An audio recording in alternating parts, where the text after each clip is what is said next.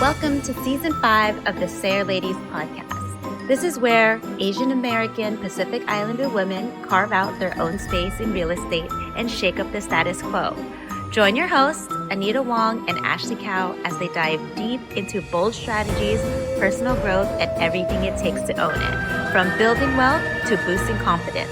Let's jump in. Hey everyone, happy Halloween and welcome back to the SARE Ladies podcast where we talk real estate, real life, and the wild ride in between. I'm Anita Wong. And I'm Ashley Cow, commercial lender by day and amateur therapist for landlords by night.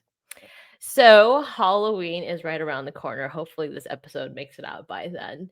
But we're really excited because I've been wanting to try this episode for a pretty long time. We're calling it Tales from the Tenant Crypt. And we're going to be telling some stories, some of them our own, some of them from our listeners, the kinds of stories about nightmare tenants that makes you want to laugh, but after multiple rounds of therapy and, probably after all the lawsuits are over. Yes. So grab your popcorn and your lease agreement because I think this episode will probably want to make you add 6 new clauses to your lease agreement. Yes, let's get into it. So, Ashley, how many tenant horror stories do you have? Or I know. We talked about this earlier and you're like, do you have one? I was like, one. I have multiple. So I needed to figure out which one I wanted to talk about. So I have plenty, but I think I have one that I want to talk about today. What about you, Anita? I got one. I think I had to seriously go through therapy to I was wanting to post this episode or this story for a long time, but I was just so traumatized by it that I seriously needed to I'm still recuperating. Actually, it's only been a year and a half. I think it's been a year and a half. So now you're ready to talk about it. I think It's I'm ready finally to time. talk about it. Yeah. Yeah. The reason why it was so traumatizing was actually it was like a year and a half ago. So, for those who don't know, I've been investing for a really long time, 15 years or something like that, right? So I just want to say that these kinds of things will happen to you no matter how seasoned you are, right? Like, don't think that just these tenant nightmare stories will just happen to you in the beginning because it will happen to you way later, even if you've done a million podcasts or, talked to a million people about all these things. I really think that it does not people do not surprise you in these kind of ways. So anyway, the summary of it is that I have an Airbnb in Dallas, which I purchased maybe about 2.5 years ago, three years ago now. And as I was having my first baby last March, I was actually in the delivery room when this all happened. So we had been expanding. So we were only on Airbnb and we had been expanding to booking.com. So once you start going to booking.com, it's a pretty easy setup, right? And it was going great for a while. We got a lot of bookings and everything like that. And then basically for our first 2 tenants, we were like, okay, things went pretty well. We had a property manager on there. And then my husband started noticing that the payments weren't coming through. We're like, what's going on? And so we were like, going through the whole hospital stuff. And then my husband started pinging booking.com. They're like, well, booking.com actually isn't responsible for collecting payments for you. You actually have to collect it when you're there. So booking.com is it's for set up for hotels. And we're like, what do you think we are? We're an Airbnb. You think we have a concierge sitting at the in our lobby? And then so they wouldn't share any information with us. They collected a credit card information, but they don't share it with you. And then so we're like, oh crap, we just had someone check in. And so our property manager, John, who's also our cleaner, I was like, John, we have to, I don't think this tenant's going to pay. They don't have a system set up. Can you check on them? And I kind of feel like, he's a little like skittish about, checking up on tenants. I kind of feel like it's a Texas thing because I feel like everyone has guns over there. And so he doesn't like to like just go knock on the door and be like, surprise. I'm like, okay, totally fair. And I was like, okay, they haven't paid. It's been day 2 now. And so they went over there and then basically the tenant refused to pay. Wow. And then they what was the plan? Like he's gonna go up and be like, hey, can you Venmo me? Or what was the Yeah, I think it was like, yeah, no, like they basically they notified them that like we haven't received your payment. Oh, I You see. have Okay. to leave. Yeah. Yeah. And then so we called the police and then we're like, hey, we have a tenant and there's not paying. And then they said, hey, this is a civil matter. I was like, what? So he couldn't.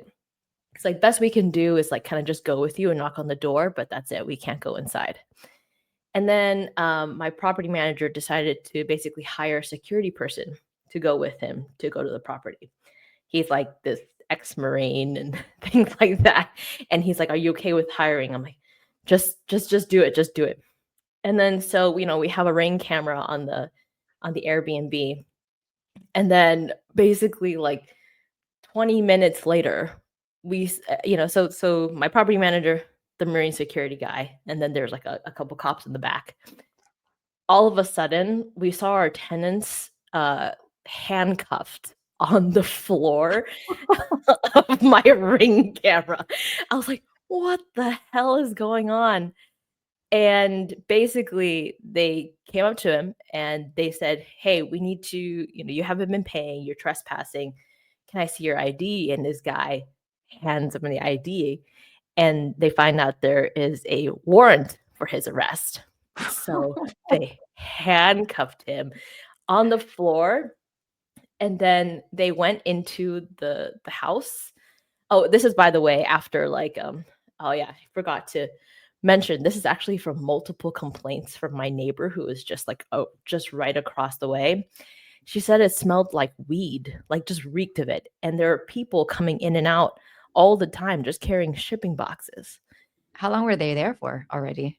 They were there for like maybe 2 or 3 days, something like that. Wow. Okay. Yeah.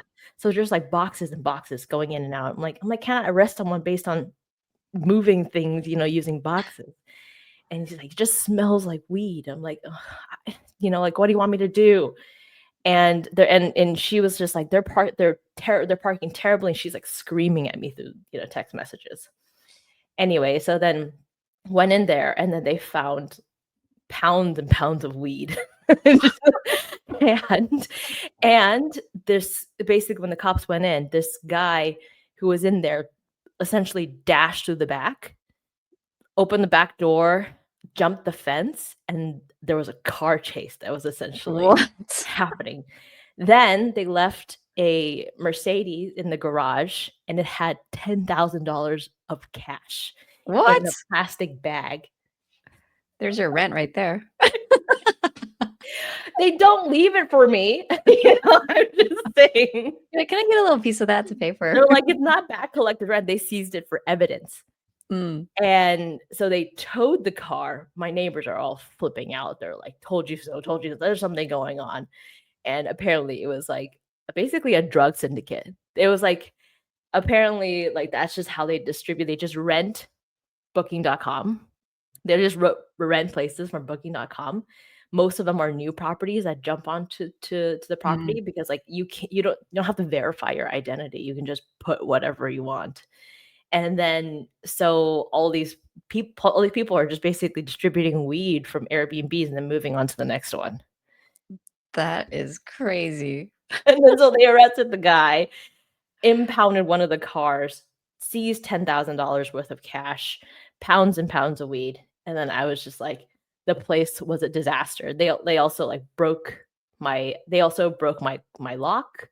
So my property manager tried changing the lock. We have a door code, all that stuff. They just broke it.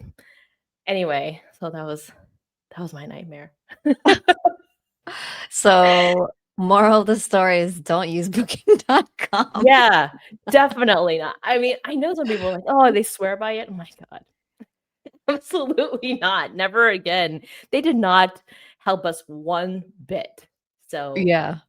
I've uh, heard nightmare other horror stories from booking.com too, because yeah, there's no like verification process on either side. And so it's literally just like a matching platform that doesn't do anything else besides that. Did they charge like a booking fee or anything like that to you as a host?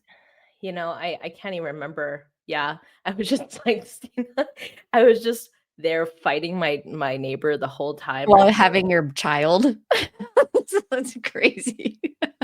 Literally just like yeah, I was like literally in the hospital like with my newborn and my phone was absolutely exploding and then my husband was like just trying to be like my stressed ShamWow and I'm like just trying to absorb all the stress and be like try to just take in the moment of your newborn baby. I'm like, oh my god. Crazy. That's crazy. That's Man, awesome. I don't know if I can top that because that's like a drug ring raid slash, disturbing the neighborhood. You literally ran like a drug operation I did. in your house. But hey, innovative for them, man. They just picked up and left, and yeah, there's someone got like two people got arrested. The car chase. Wow, it was like a scene from what's that show called Cops? Yeah, that's awesome. Well, glad all is good now, and you got your Well, I'm off spot back together. Booking.com. I'll just say Okay. Yeah. that. Well, I guess I'll share mine. And it's so funny, like these stories are just so memorable. And you obviously there's lessons learned from each of them. And so this one, I this is actually one of my first properties that I uh, purchased. And I remember the date because do you remember like Congeniality where they were asked, I think Miss Congeniality was asked the question, what is your perfect date? And then she was like, April 25th, because it's not too cold and it's not too hot. You just need to bring a light jacket. And so I don't know why I Mhm, remember that because they say it's the perfect date. mhm. And this is the date that my incident happened. So it was not the perfect date. So I just like remember that super clearly. Okay. But it was April 25th, 2018, and I got a phone call from one of my tenants. It was a duplex, and so one of my tenants on the one side of the duplex called, and he's like, "Hey, um, the house is on fire." And I was like, "What?" And I was like, "Excuse me?" And he said it so calmly because he's like, "Hey, how's it going? It's Brandon. I just want to let you know the house is on fire." And I was like, "What in the world?" And so what had happened was, so he was on one side, the other side was the side that was on fire. And I said, "Did you call 911?" And he's like, "Yeah, I called 911." And I was like, "Is anyone in the unit?" And he's like, "No, I don't think anyone's home."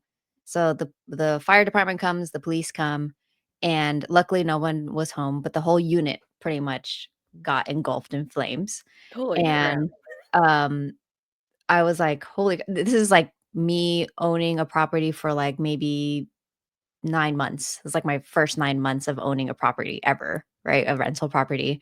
And, I was like, "This is the stuff that you hear about, and you never think that it's actually gonna happen to you."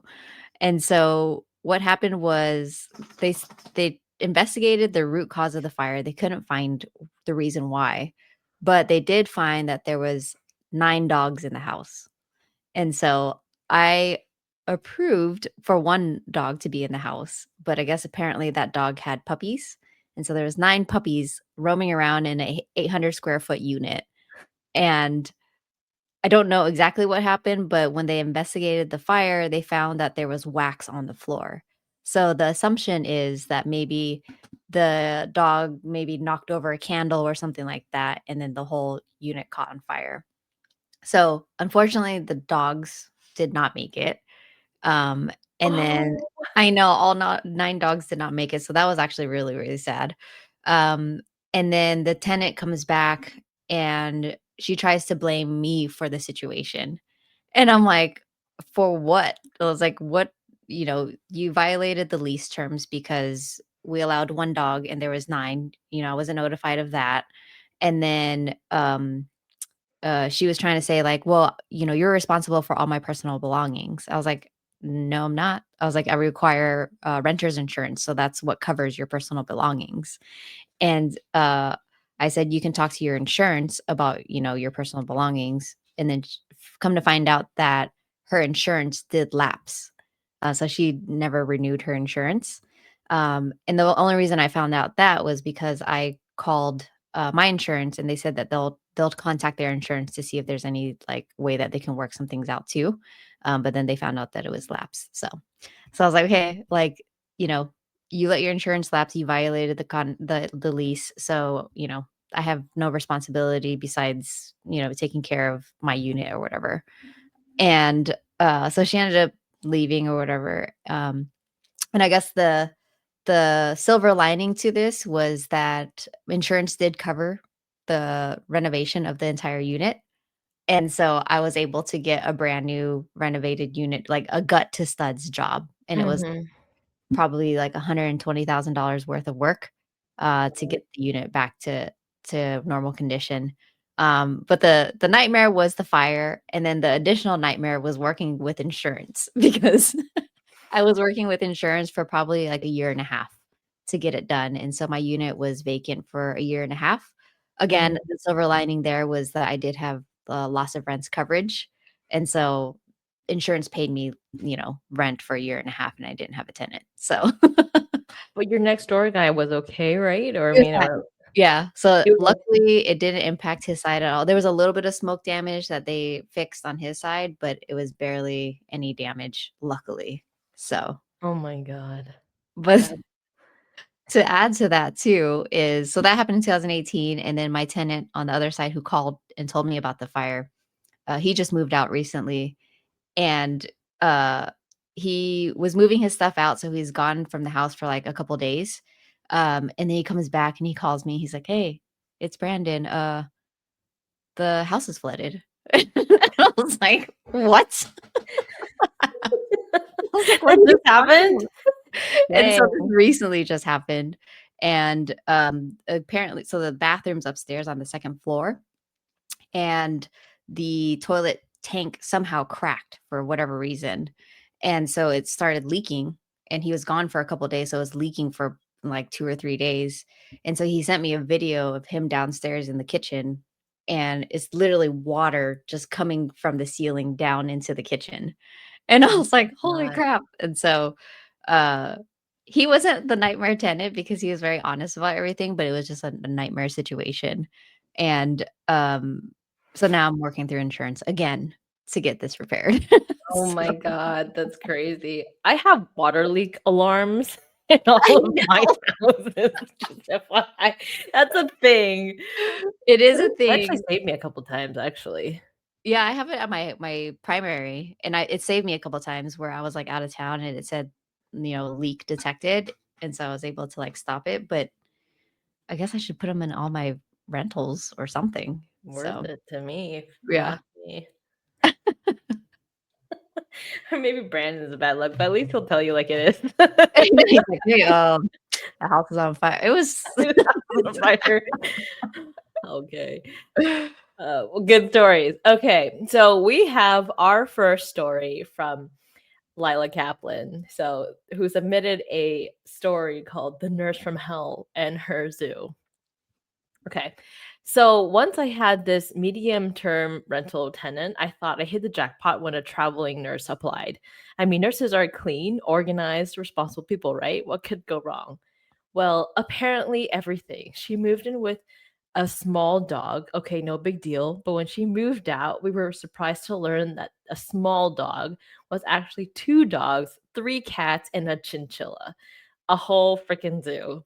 So after I walked in and she left, it smelled like something between a barn and a litter box explosion. Cat pee was everywhere. My cleaner called me and says, "Lila, I think I need hazard pay." The tenant had the audacity to ask for our security deposit back. long story short, it cost me over $3,000 to get the place back to normal. I learned 2 lessons that day. 1, always verify the pet count yourself. And 2, never assume that nurses are automatically clean because they work in sterile environment. Doesn't mean they live in one. Dude, Valid. it's nasty. That's funny. I Yeah, would have never want her to be my nurse. I will say that. Whoever this lady is, I do not want her to be my nurse. Okay, that's a pretty good story. Yes, I know. You were just saying that you were like you need to verify how many pets there are. And like constantly verify clearly. It's like Yeah. not just once, but like be like, oh, we're just doing a maintenance, walkthrough, and then check the space to see. That's actually one thing I started implementing after this whole ordeal was we do quarterly maintenance checks, and it's Oh, like unannounced, or it's like 24-hour, I think was the requirement. And so you do 24 hours and then you come and just have your maintenance guy go and change the batteries and the fire alarms and all that stuff. But he's also like spying on your behalf to make sure everything looks good. it's sort of like you're like how you verify how many tenants are staying there by checking how many toothbrushes there are in the Yeah. bathroom. It's like, but you're checking how many water bowls are. We should do an episode on like um like hacks on, what people do to, verify tenants or something like that. I feel like those are like things that you don't know until somebody tells you. So, Yeah, or it's usually a neighbor, like the Karens next door. yeah. All right, so we'll move to the second story here. Okay, so it says I was helping out a beginner investor earlier this year, teaching him how to analyze deals and walk neighborhoods on Google Maps. He was interested in Tulsa, Oklahoma as a market, which is where I have a property. So I walked him down the street of where one of my properties were, and lo and behold, I see an updated Google Maps photo of my tenant sitting outside on the porch watching her puppy. I don't know. I don't allow pets on my properties. So I sent the photo and link to my property manager and asked to go check if they have a dog. Sure enough, they have a German Shepherd, forbidden breed on my insurance and my property management company. So we gave them notice to either get rid of the dog or get evicted. They chose to leave, but still had 3 months on their lease, which they acknowledged they still had to pay. The tenant eventually moved out with about $20,000 worth of damages, broken garage door, damage to walls and baseboard, leaving garbage in the yard, etc., etc. And then finally, they got a new tenant after 2.5 months. But previously, the tenant, or okay, so the previous tenant didn't pay back their rent, and then they obviously kept their deposit. So we are now debating on taking them to small claims court. Moral of the story is if you're a tenant, don't get caught when the Google car drives by and does a map photo. That's pretty good. I will clarify that it's actually $2,000 worth of damages, not Oh, 20,000. okay. Me just like thinking the worst of everything. but still a lot of damage for a pet. Oh my gosh. And then Um, having your property vacant for 2.5 months sucks because that's your holding cost right there. So that's pretty much, yeah. I actually have like do not underestimate the power of Google Maps.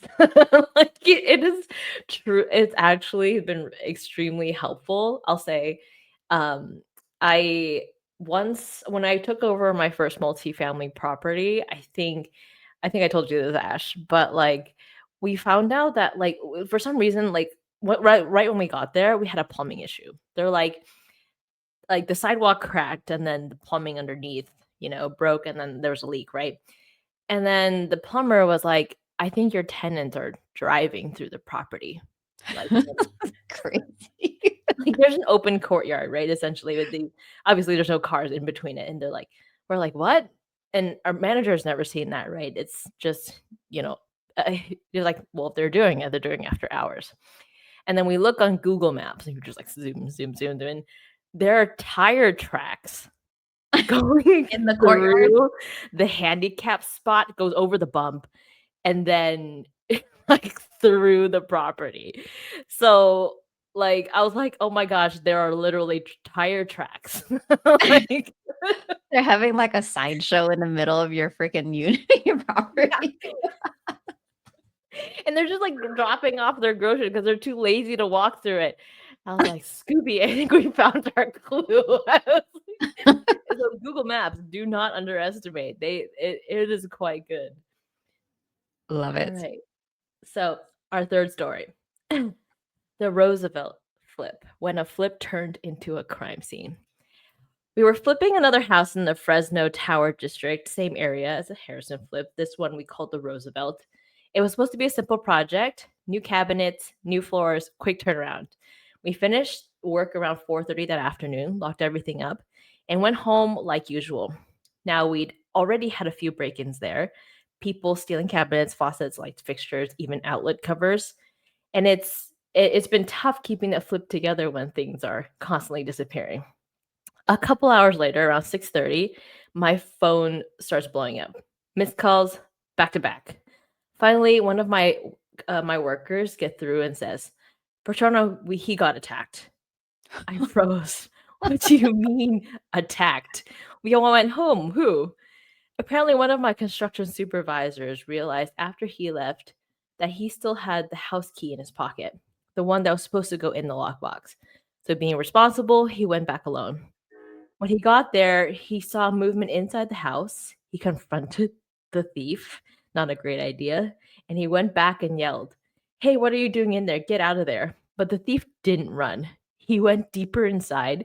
So my supervisor went through the back door, and right there waiting for him was the thief, holding a metal plumbing snake, the heavy tool used to unclog Oh my pipes. This one had spikes. He swung it, hit God. my guy across the back multiple times, real lashes, real blood. We had to call the police immediately. They surrounded the entire house, light flashing, guns drawn, like something out of a TV show. I've got the videos and photos. It was unreal. The whole situation was terrifying. We had to file a police report and take care of my workers' injuries. That flip changed how I looked at job sites. People think flipping houses is all before and after photos, but sometimes it's dangerous, it's stressful, and real human moments behind the scenes. That is nuts. That's crazy. I don't want to see the photos and videos, but then I kind of do. I know, seriously. So Wait, you want to cherish those. You want to frame those. You like to go this back in is the a house by reminder. yourself. Yeah. Wait, did the person get caught or no? I assume so. I don't know. I guess that we will have to find out again. That's Yeah. crazy. Yeah, to just be really protective about his outlet covers. Moral of the story, it's not worth it. Let them take that outlet covers. Have you ever had material stolen from your property before? Luckily, no. No, not yet. I know it's gonna come eventually. So I think I've heard a lot of stories about this for sure. Like locked storage sheds full of like appliances and stuff like that, also stolen.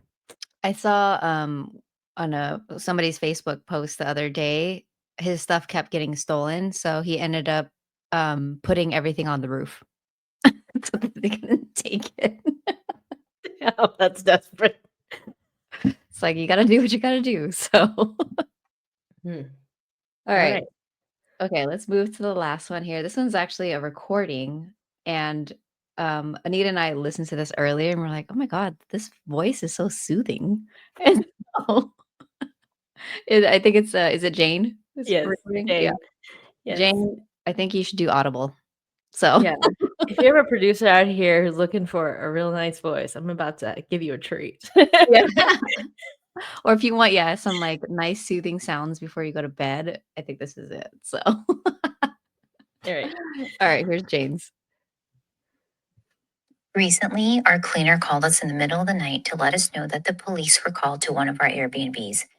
Turns out there were 19 underage drunk boys staying at our property who picked a racially motivated fight with a neighbor across the street. They even pulled out a knife. The police were called, every kid was cited, and my cleaner made sure that they left in the morning. Well, I want to talk about the last part. They made sure that they left in the morning. I would have been like, you're out tonight, right? So did they stay? Boys gotta get their sleep. I don't know. But that's crazy too. That's 19 underage, did she say? Yeah, how do you even check for that? I guess you just don't.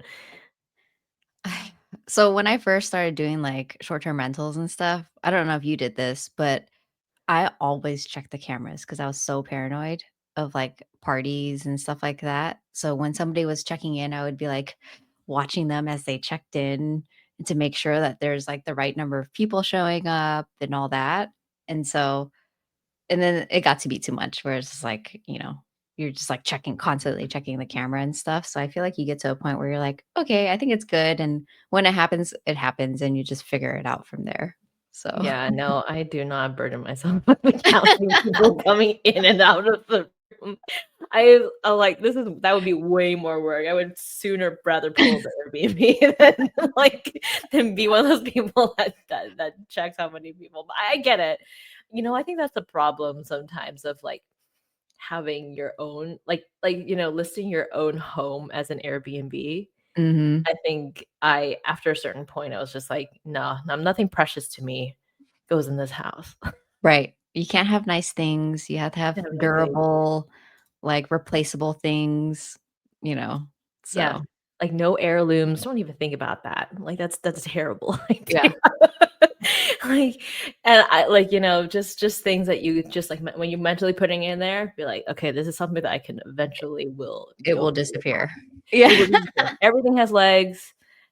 People always, have more people than they say and more pets than they say. That's just the sort of the reality of Airbnbs.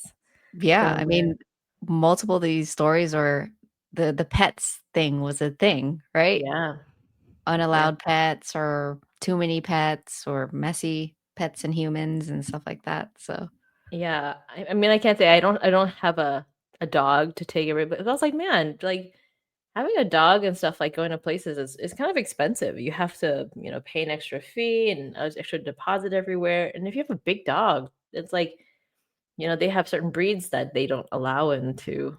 Mhm. Um, so yeah, how do people travel with big dogs? They just don't. Don't you have two big dogs? I do, and I don't travel with them unless it's drivable because they would not wanna fly, number 1, and it's too expensive for them to fly. Yeah, So I just get a sitter, you know? yeah. I'm on vacation, they're on vacation, we're good. So They don't tear up your stuff. I guess you have to no, own your my own. my dogs are pretty good. They don't Oh, like to that's chew good. on they know what their toys are and what toys are not theirs, so, That's pretty yeah. good. All right. Well, that was our Halloween episode. I hope people enjoyed it. And if you have your own tenant stories, we would love to hear it in the comments below. And Ashley, yeah, anything else? Um, no, I mean, I think this is a fun episode. I think that I'd love to hear more stories, and I'm sure we'll have more stories for us, our own stories next year. Should we do So, landlords from hell? landlords from hell, or Oh, it probably helps like some partners from hell, like realtors from hell, yes, like one of those maybe something I like have that. stories about that I don't for want to sure. gang up on tenants. Some tenants are really good, but I would say I've had some pleasure of really good tenants. So Oh I'm not yeah, here of to gang course. up on tenants. I feel like, I mean, yeah, I mean, you have more good tenants than bad tenants, but the bad tenants just make a bigger memory for you. So, Yes, but most importantly, turn them into funny stories later and share them with other people. This is the reality of being a real estate investor. But it should not deter you. It's just another notch in your belt, as they say. yeah, and everything is figure outable. It might feel like the end of the world when it happens, but That's why you have insurance. That's why you have other people's stories and the community so that, you can figure it out and work through it. So, Yeah, absolutely. All right. If you like this episode, share it with a friend, leave us a review so we can reach more people. We'll see you next time on the SARE Ladies podcast. Bye. Happy Halloween. Thanks for tuning in to this episode of the SARE Ladies podcast. If you enjoyed the conversation, make sure to follow, share, and leave us a review. It helps more women in real estate find this community. And don't forget to connect with us at sareladies.com for more resources, stories, and support on your investing journey. Until next time, keep building, keep learning, and keep breaking barriers.